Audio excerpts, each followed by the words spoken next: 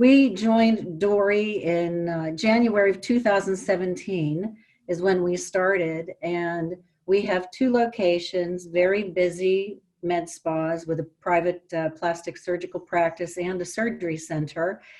And we were very busy in the spas and just not really bringing a lot of profit to the bottom line.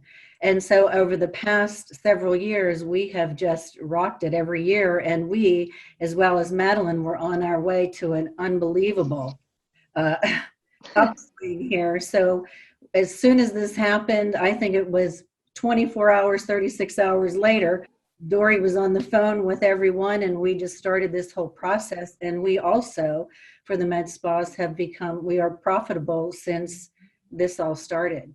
The team members that have supported with us and really helped out to increase their visibility and increasing their time with their clients. They've been speaking with their clients personally through emails and phone calls and that, and it's been a wonderful, wonderful thing.